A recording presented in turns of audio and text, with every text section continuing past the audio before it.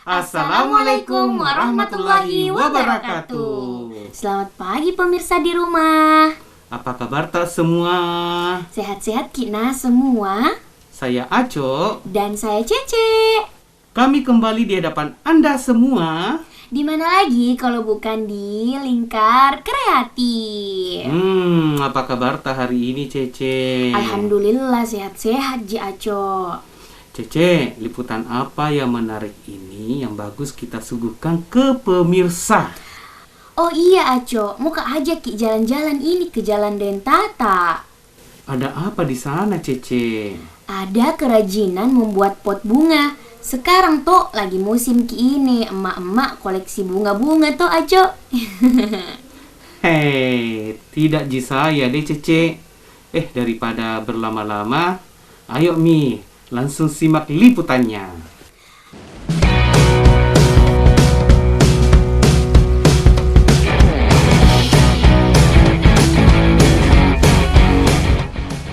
Pandemi yang berkepanjangan mendatangkan rezeki tersendiri bagi Rahayu Sulistiawati, pemilik usaha pembuatan pot bunga berbahan semen dan pasir di Jalan Dentata Raya, Makassar.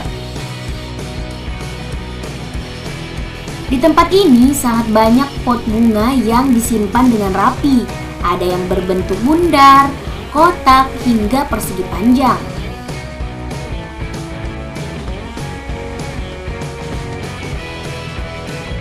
Nah, oh iya pemirsa, biasanya di masa pandemi yang berkepanjangan saat ini, tidak sedikit para pengusaha yang gulung tikar akibat omsetnya menurun. Namun, tidak dengan Rahayu Sulistiawati. Rahayu mengaku sejak pandemi omsetnya naik hingga 50% dari keadaan normal.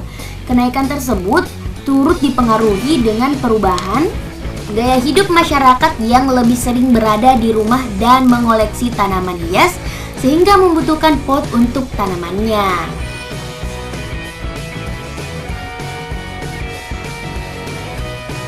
Ya, alhamdulillah kita sih memang terpengaruh dengan COVID. Tapi alhamdulillahnya lagi karena selama banyak pegawai kantor yang dirumahkan khususnya ibu-ibu, kita punya produksi lebih bagus karena kadang mereka menghiasi rumahnya dengan membedah kembali dia punya tanaman, air mancur. Jadi alhamdulillah masih ada lah untuk kita capai bisa untuk makan sehari-hari.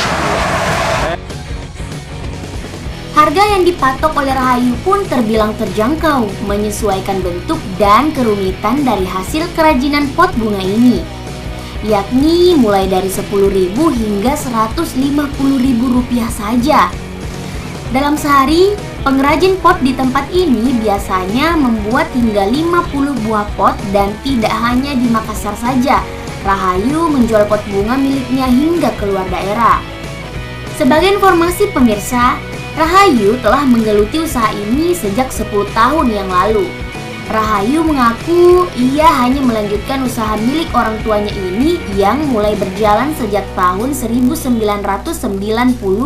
Artinya, usaha pot bunga milik Rahayu ini sudah berumur 30 tahun lebih pemirsa.